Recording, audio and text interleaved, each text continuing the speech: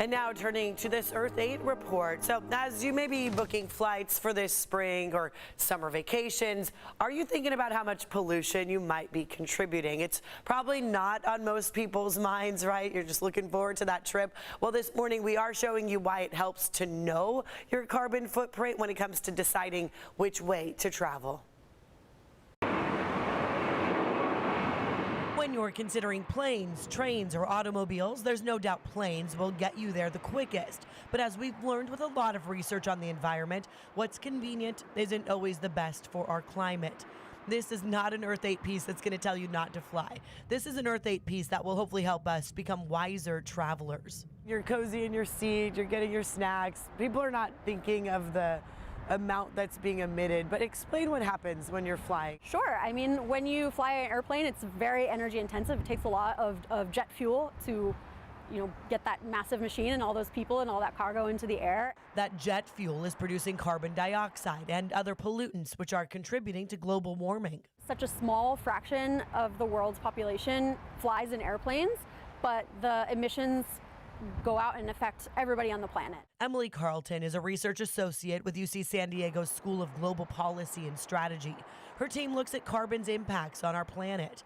I asked her for stats on what I thought would be a typical flight for many people here, San Diego to San Francisco, and take a look at how much higher CO2 emissions are, comparing a flight, which emits nearly 400 kilograms of CO2, to a car at under 350, then an electric car at around 50 kilograms, to a train at about 100.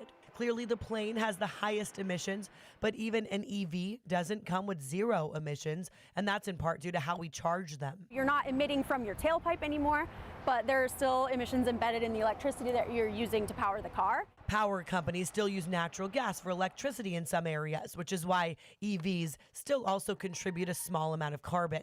Although Emily points out California is moving quicker than other states to decarbonize our grid with solar and wind energy. As we put more and more renewables on the grid, those emissions will go down over time. Then consider a trip from San Diego to New York, and you can see how much higher emissions go up, all the way up to around 1,300 kilograms of CO2. But again, an EV wins with the least emissions. Emily and their team of researchers recognizing aviation as the most emissive way to travel.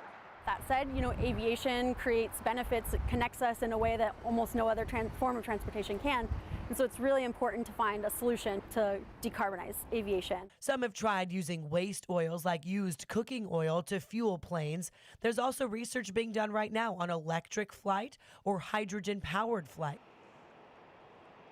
So there are somewhat of other alternatives, just not quite feasible yet. Right. You'd have to change the entire way airports operate and where they get that waste oil, for example. So it's something to keep in mind, but obviously they recognize aviation is how we travel long distances. It's something we got to do. But it's really shocking when you see the carbon footprint for each flight that you're on. United actually sent me on my ticket. Oh, they let you know how much your and when you're footprint is on booking, that flight. sometimes you can it shows it right there. I will say in Europe they're doing what's called flight shaming. I don't know if you've heard of this, where they're calling out people. Look how much you're emitting. We have trains, we have buses, we have other ways to get around. So try other ways. Yeah, well, give a reminder that maybe if you did drive, maybe it was less, and maybe you could have options there.